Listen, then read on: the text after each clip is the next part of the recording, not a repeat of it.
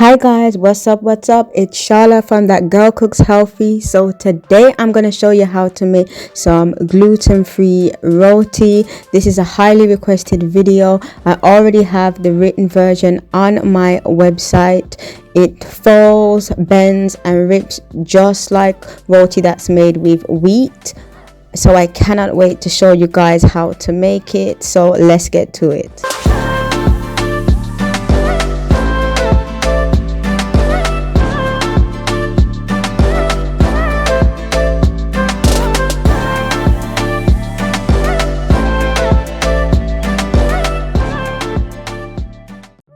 So these are the ingredients you're going to need. It's really important that you follow this recipe to the T and do not try to substitute. I already have this recipe on my website and it tells you what you can substitute with, but it is best to use the ingredients that I'm going to tell you that you need now. So you're going to need some cassava flour and you're also going to need some tapioca starch. A lot of people think they're the same thing, but they're not. One of them is the actual cassava root and the other is technically the extract of the cassava made into a flour consistency, so they're not the same thing. So you need to make sure that you're using cassava flour, and you also need to make sure that you're using tapioca starch, because the tapioca starch is going to give it that glue what is missing from gluten-free recipes. So make sure you're using both of those. I'm also using some brown rice flour. I have some hot water as well. I also have baking powder. Now I know that the Caribbean version of roti tends to rely on baking powder, whereas the South Asians do not really use it that much. So if you're doing this recipe and you're from South Asia, I do recommend, like I said, to follow the recipe to the T and to add that baking powder, especially to the gluten-free version as well. You also need some either xanthan gum, or you can use psyllium husk if that works as well. A small amount of pink salt, get my words out, pink salt, and you also need some olive oil as well.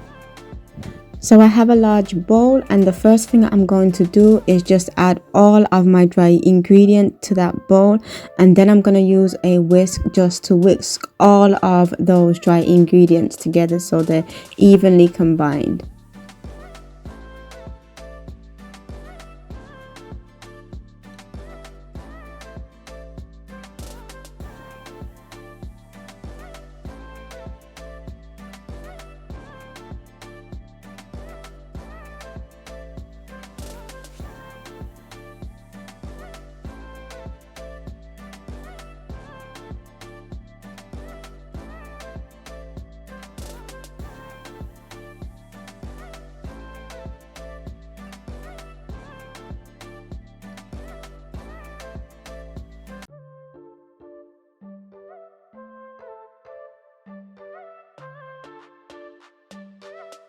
So now I'm going to add my olive oil to the flour, followed by the hot water. It's really important for this step that you use hot water, because the flour blend is gluten-free. We need the hot water to help with the formation of the dough. So you need to just add the water a small amount at a time.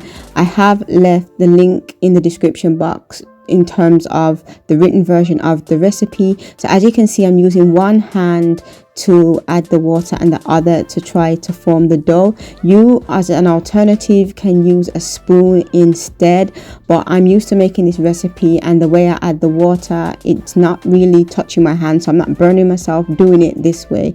So you want to add the water in small increments until the dough starts to feel pliable. Once it feels pliable, that should be enough water, and the dough should pretty much come together. So it's really important that you don't want the dough to be too sticky and you don't want the dough to be too firm. You want something in between. So that's really what you're looking for. So to keep doing that until you form a dough ball.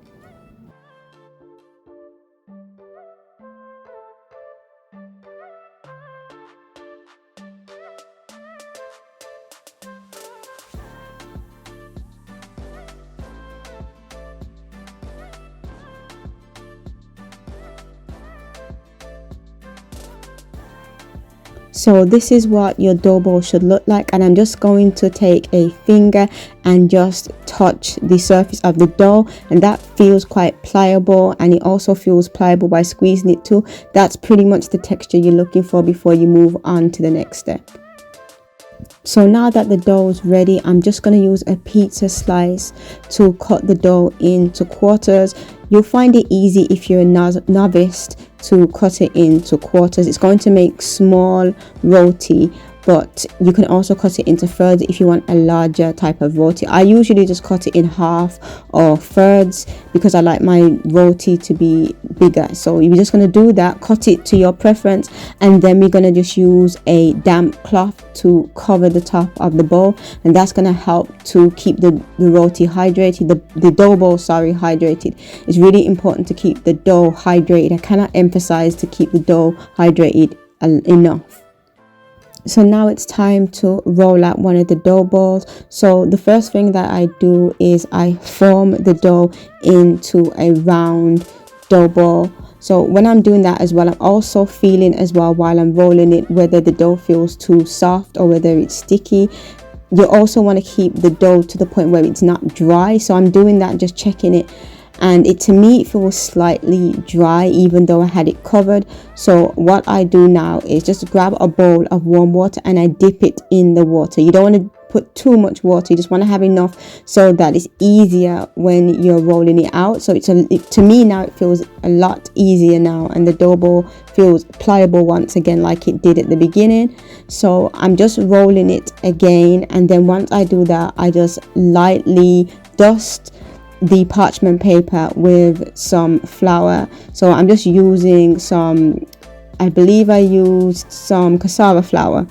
You can use the brown rice, it doesn't really matter what flour you're using, any of the three will work, but I tend to use cassava or brown rice flour. So I just lightly dust the parchment paper, and then what I do is I get a rolling pin and I start to roll out the dough. So when I'm rolling out the dough, I want to make sure that it's not sticky, but I don't also at the same time add too much flour. So what you're doing as well is when you're rolling out the dough, you want it to be as thin as possible. The thinner you make the dough, the more likelihood of the roti to puff up. I found that it tends to puff up more the thinner you do it as well. And also if the dough is not too stiff, it will also puff up as well. How much it puffs up does vary. I will forewarn you guys, it doesn't always puff up like the traditional way. Sometimes it's the small pockets of puffiness, and other times it's a complete dough ball. So don't be alarmed if it doesn't puff up a lot. So as I'm doing now, I'm just rolling out the dough to make it as thin as I can. You don't want it to rip. If it does rip, it's okay, you can just patch it up again. So make it as thin as you possibly can.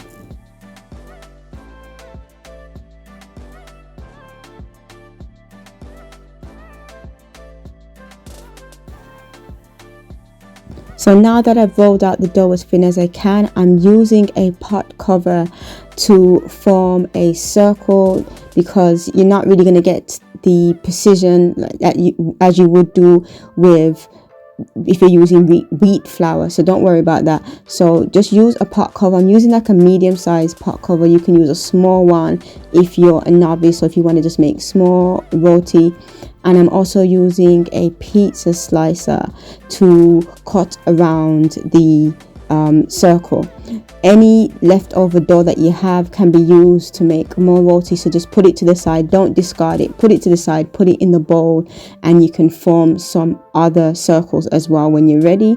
So once I've pretty much shaped my roti, I just put it on parchment paper and I repeat this step with the rest of the dough.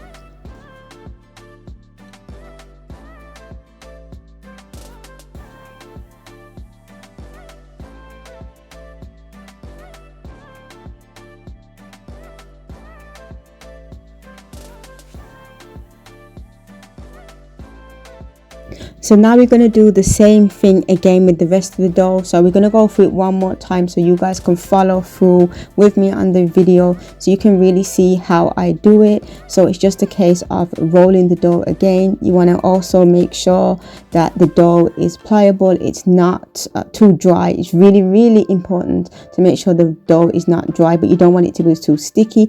If it is too dry, we need to then dip it in the water that I showed you previously, and then we just want to roll it out with a small amount of flour. Roll it as thin as you can. Really go thin with it. Don't be scared to go thinner. The results are going to be a hell of a lot better. And once we do that, we're just going to use a saucepan cover. I can get my words out. You're going to use a saucepan cover just to form the circle. We're going to cut around it, use the scraps of the dough for more roti, and then we're just going to repeat the step again.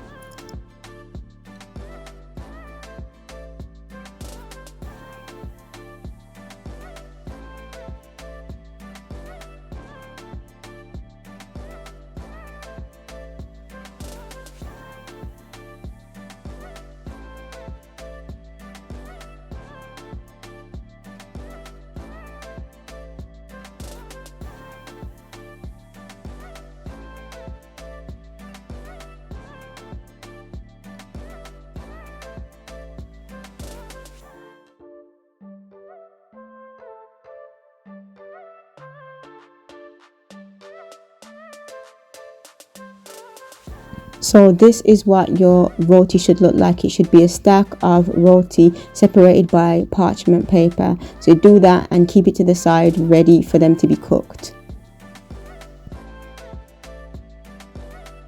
So I've preheated a roti pan, also known as a tava or a tava.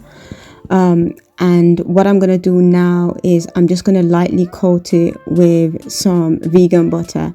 It's really important to do that to keep the dough again hydrated as well. So you're going to keep the underbelly of the dough hydrated. I'm also using an electric stove for this recipe because my household is no longer gas.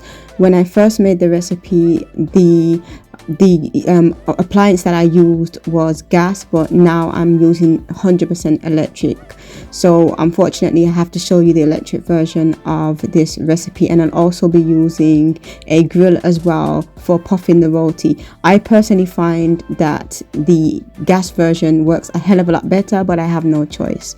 So anyway, so I've also coated the top as well with a little bit of vegan butter. I'm also going over it with some water as well. That tries to help to prevent any dry spots. You will notice dry spots on the top of the roti because it's gluten-free flour, so you want to keep it hydrated as best as you can.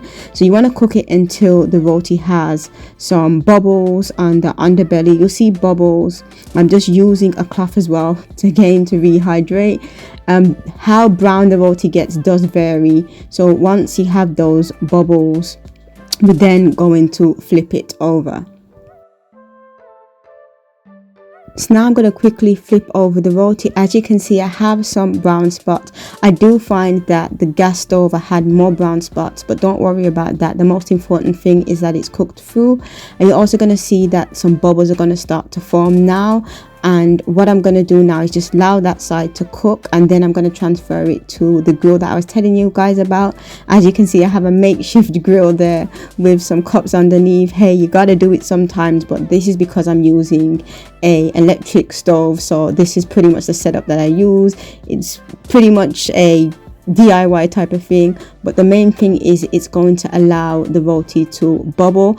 As I said before, the amount of puffing up the roti does, or bubbling it does vary. Sometimes you get a big ball, and other times you'll just get like sacks of bubbles. As you can see, this roti is not going to give us that huge puff that we want, but the main thing is that when it puffs, it's going to make it a lot easier when it comes to ripping the roti and using it for your lovely cuisines and meals that you want to use it for. So you want to have some bubbles. Sorry, don't worry if you don't get none at all. Sometimes that happens to me when I don't get none, and I can be a little bit upset, but it happens. So all you want to do now is transfer it onto the grill, and then I'm going to turn it over. You can see some dry spots as well.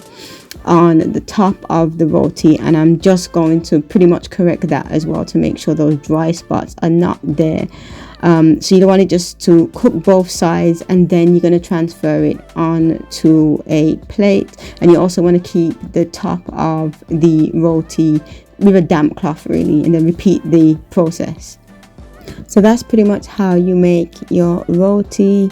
I really hope that you like this recipe. It's highly requested, highly anticipated. It's one of my most visited recipes on my website, and I really wanted to make a video version. I hope you make it, and most importantly, please don't forget to like, comment and subscribe, and I'll catch you on the other side.